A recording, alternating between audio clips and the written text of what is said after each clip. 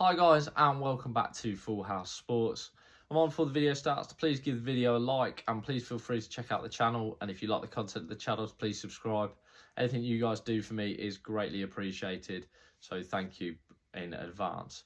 Right, I saw the breaking news today from the world of British boxing that Adam Azim, who in my opinion is one of the best prospects in British boxing, has signed I think the phrase was a long-term deal with boxer, Ben Shalom's boxer. Of course, that was his promoter.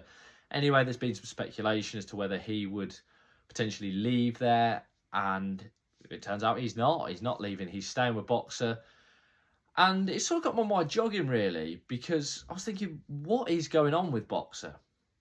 When I saw the breaking news, I think it was last month, that they'd signed a broadcasting deal with the BBC, I thought this was great for British boxing.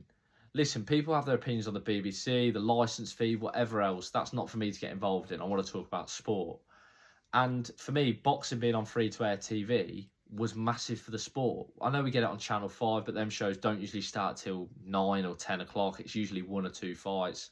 It feels a little bit of an afterthought. To have it on the BBC, the national broadcaster, especially when we're living in an era where we're seeing more and more sort of big events going behind a paywall, it's huge for me to have that.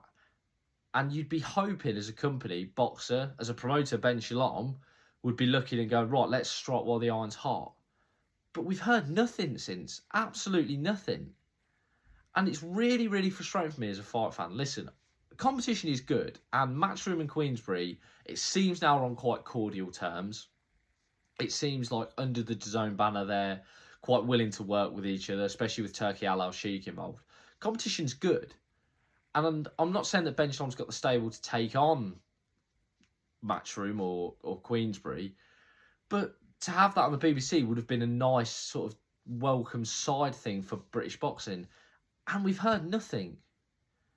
And it's really, really frustrating because as well, you look at Ben Shalom's stable and you think you've got some really, really good fights and fighters that could be made and could be in action. You know, you've got obviously Adam Azim, fantastic prospect. We saw him beat Ahara Davis, Serhii Lipinets. He's now on that fringe level in what is a really competitive super lightweight division. We've heard nothing. Callum Simpson, now a European super middleweight champion. I said the other week on my Canelo Crawford, sorry, not the other week, the other day on my Canelo Crawford undercard preview. That super middleweight division, there's a lot of contenders out there. There's a lot of good fights to be made for Callum Simpson. And with his Barnsley following, he's going to sell out anywhere up north.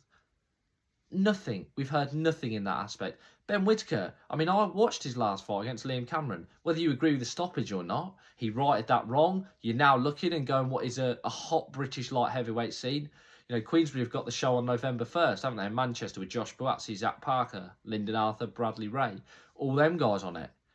Whittaker should be in that mix. He's not. We've not heard anything. Now, whether this is all a fighter issue or a promoter issue or they're still ironing out a few bits, I don't know. You got Martin Bacoli as well. What must he be thinking? Heavyweight scene is bigger than ever in terms of, well, biggest it's been probably this century, and we've not heard anything in terms of fight news for him. Chris Billam-Smith, a fighter I really like from Bournemouth, big following in the cruiserweight division. I still think he's probably top 5 cruiserweight in the world. Nothing to hear. Vidal Riley, another one. Lauren Price, pound for pound, probably one of the best women's fighters in the world. Nothing in terms of a fight for her. Caroline Dubois, nothing for her. Fraser Clark, I know he got his face melted by Fabio Wardley in the second fight, but he looked good on his comeback. He's firmly in that domestic mix. You know, we saw David Adelaide the other week in terms of British heavyweights. He took a chance. He took on Filip Hrgovic. Yes, he didn't win. He didn't really box particularly well, but he's managed to land himself in the mix now with guys. He's managed to get his name put forward, I think, as potentially Daniel Dubois' comeback opponent. We're seeing nothing from Boxer. And it's so frustrating. Because this was the problem with Sky Sports, is that the shows were so infrequent that really you couldn't get excited from them. They felt like afterthoughts. I saw in the deal, apparently there's going to be 2 fight cards this year. I mean, that's not enough. That's not enough. Especially when you look at Queensberry, who are going to go, back to back to back or something ridiculous. You know, October, you're going to have Alan Makhmadov, you're going to have Parker Wardley, and then November 1st, you're going to have Buatsi Parker. You got 3 great fight cards. Boxer are doing nothing. I know that there's been talk that potentially Ben Whittaker's going to be looking at getting out his contract, going to Matchroom. There's been talk Callum Simpson as well might be looking at going elsewhere. Vidal Riley, I think, on his Instagram put it's free agent season or something along those lines. If that's the case, then Ben Shalom's got to do what I think he's got to do anyway. And I think he's got to go and maybe say, look, I'm not on the level of Eddie Hearn or Frank Warren, but I'm going to go down to small hall shows. Yeah, it's probably not going to be BBC One content. It's going to be on the iPlayer, but build these guys up. Sort of go through, right, we're not going to have on iPlayer now. We're going to go on to BBC 3 or BBC 2 and then BBC One if it's a world title fight. Build these guys up. Show that you can do that as a promoter. Because at the minute, there's nothing. And he's Ben Shalom. I don't want to criticise someone who's in a job that I don't do, but he's failing these guys, I think. I think he's failing Ben Whittaker. I think he's failing Callum Simpson. He's definitely failing Callum Simpson. And not otherwise, as well, the fighters, I said there, what must they be thinking? You know, Fraser Clark, I'll use an example.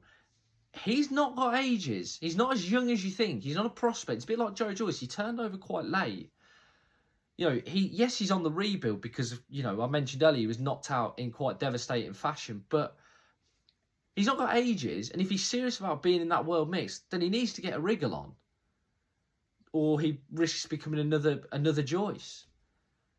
But he's not getting anything. It's baffling, to be honest. And surely, as well, the BBC must be looking and going, right, you've signed this deal, we need an announcement. We're in September now. A lot of fight dates as well are taken for the remainder of the year. Like I said, October's dominated by Matchroom and Queensbury. No doubt they'll be looking at November. I know Queensbury are having a show on December 13th that I think is going to feature Moses Atalma. Well, they've said we'll feature him. So a lot of dates are going as well. You don't want to be in competition with them unless you move it to a Friday night, which is a potential. Lauren Price's one, just quickly, while I'm on a rant, Lauren Price's one, what would she be saying? Oh, she's welterweight world champion, one of the best women's fighters in the world. Women's boxing's hotter than ever.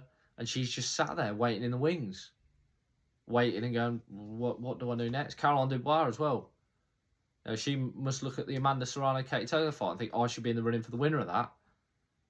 Or I should be in the running for fighting those girls, Chantel Cameron. Nowhere near them. Not because she's not good enough, but because she's not fighting. And I don't want to just entirely blame Ben Shalom. I'm sure there's details to be ironed out with the BBC, but I don't know. Surely something's going to be done. Surely an announcement has got to be imminent. If not, then you're going to see a lot of fighters wasting their careers or wasting long periods of their careers. And I don't want to see that. As a British boxing fan, I don't want to see that. So, yeah, Ben Shalom, sort it out.